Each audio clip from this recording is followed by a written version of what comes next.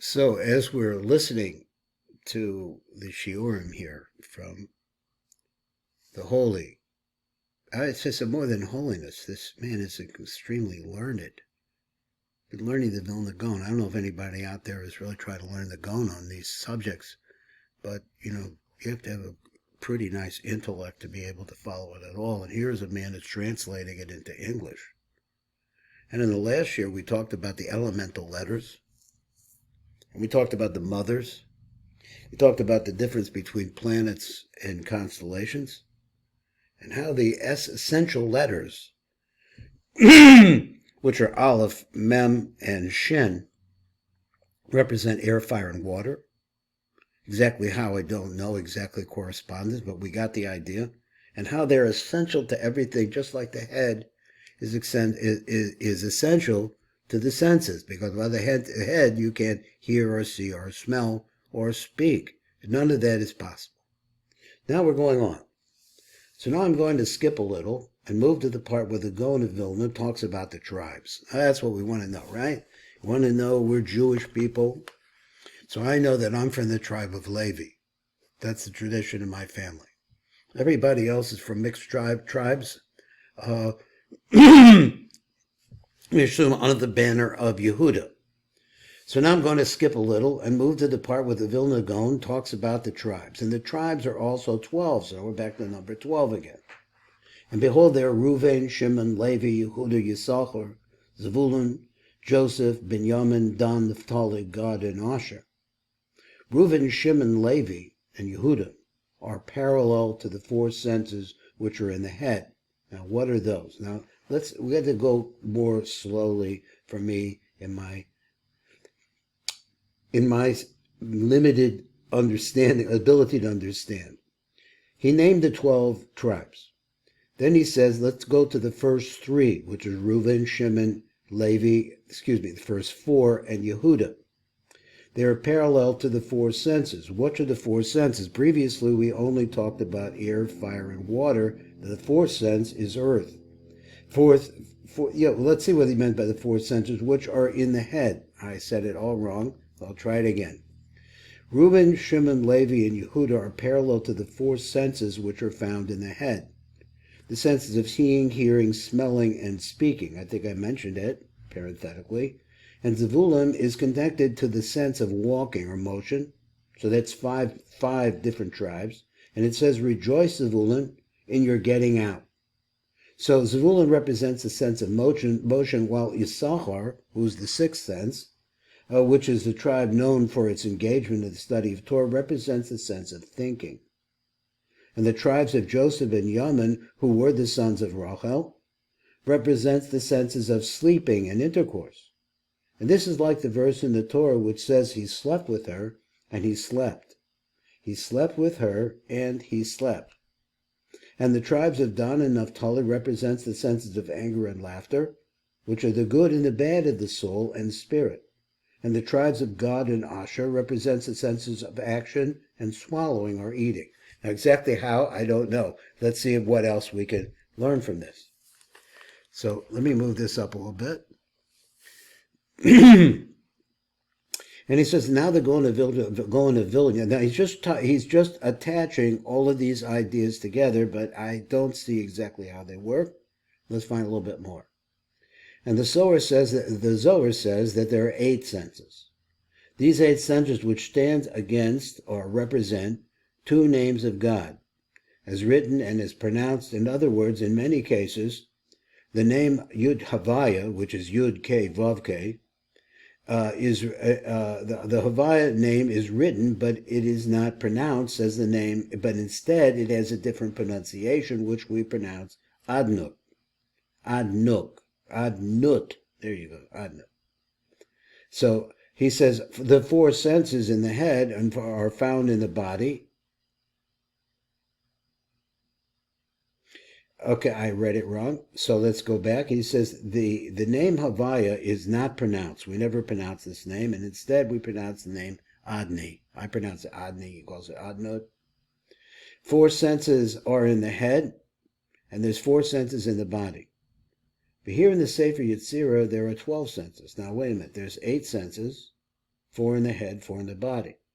Over here he says, but in the Sefer Yetzirah, which is really the ultimate foundation of the ultimate secrets in the Torah, secrets of creation itself.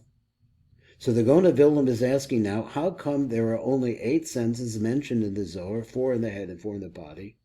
But the Sefer Yetzirah, it said that there are 12 senses, 8 in the head and 4 in the body, 8 in the head. What's the difference in the way the authors of each of these books learned and understood the number and calculation of the senses? And he says, and they are arguing with each other. So they're arguing back and forth. Or what are they actually talking about? Because here in Sefer Yetzirah it says that there are 12 senses, plus another 4, which represents God's name of Ekyeh. He says God's name, a special name, which is Aleph K, Yud K, Ekyeh, which is Ekyeh. So I'm getting a little bit lost, but I'm trying to stay with it. So there are actually 3 names of God which have 4 letters in each. The Havaya name has 4 letters. That is the names Yud K, Vav K. The name Adnut, or Adni, the way I pronounce it, is Aleph Daled Nun Yud. Has 4 letters, and the same name Ekyeh has 4 letters, Aleph K, Yud K. And all of these letters, in these names of God represent 8 senses in the head and 4 in the body of a human being. Now, very interesting. I don't see the correspondence, but that's what he said. So let's go on. So the Gaon of Vilna now explains that all the limbs are doubled in their senses. So you have the eyes. Well, let's take the eyes. The eyes, and there are 2 eyes. And the eyes included the sense of seeing and sleeping. There's 2 different things. Oh, he said it differently than I thought. So he says, you have the eyes. Let's take the eyes, he says. And the eyes include the sense of seeing, but also you sleep when your eyes are closed. Because when you sleep, you also see things in your dreams. And these senses represent the 2 aspects of the eyes, which are seeing during the day and dreaming during the night. Interesting. Just as is said in the passage in the book of Numbers, which we call Bamidbar, chapter 12, verse 6, when I appeared to him, so says Hashem, I make myself known in a dream or in a vision, shall I appear to him, in the dream shall I speak to him, and he quotes it. So you see that a person can see even during his sleep, and you are looking, you are seeing. And the sense of sight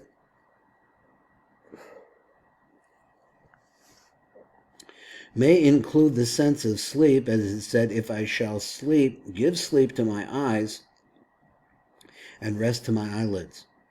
This verse is in the book of Psalms, chapter 132, verse 4.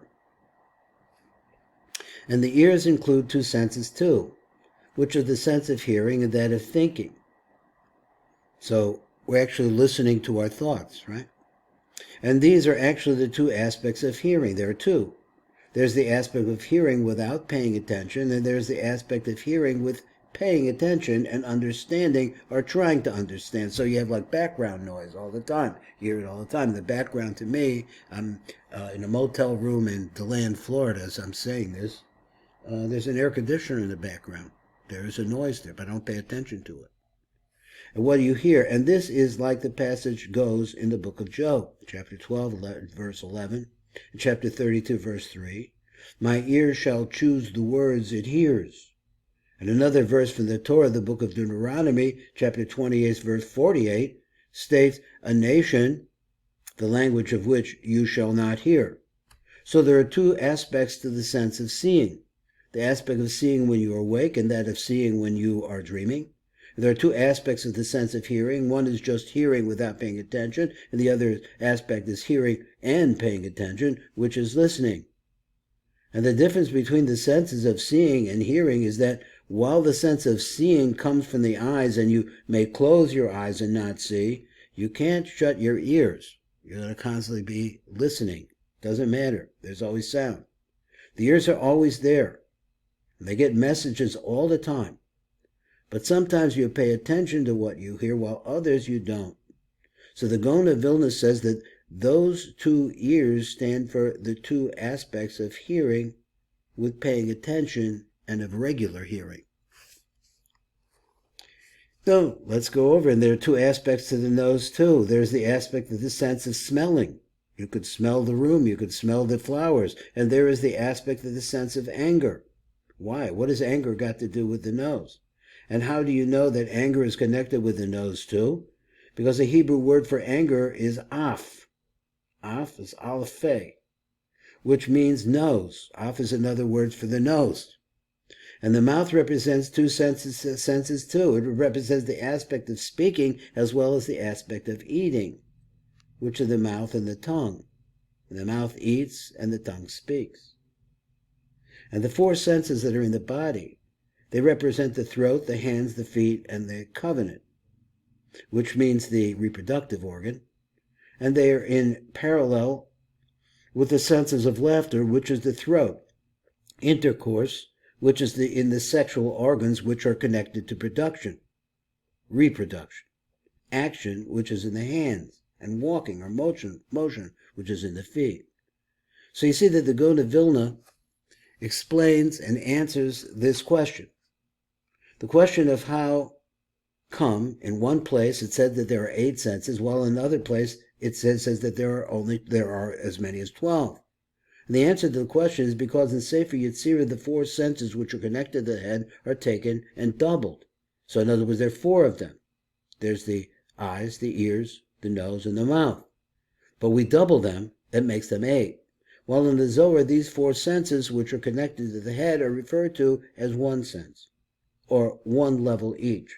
So the 2 eyes, which represent the senses of sleep and dream, are considered one. The 2 ears are considered one, or one. The 2 nostrils are considered one, and they make one nose, and mouth is one too. And now I'd like to move to another part of this text of the Gaon of Vilna and read it to you. So he says the following. So let me get this out here. I don't think we can see that right there. Let me read it again. And now I would like to move to another part of the text. And in this part of the text, we're going to see the Vilna Gaon and read it out to you. So he says the following. And the rabbis, that is the sages of old, attributed those 12 senses to the 12 tribes of Israel. So he says, so again, 8 in the head, 4 in the body. The sense of seeing is attributed to Reuven. Reuven, ru'u, means to see, because the Hebrew word for seeing or sight is Ria. Sounds like the name of Reuven. Like it is said in the book of Genesis, because about Leah's reason for calling her first son Reuven, for God saw my poverty. Because Yaakov really loved Rachel, and he didn't love Leah that much. And his object, what he wanted, was to reach Rachel. But he got Leah also. And then he was sort of tricked into marrying her.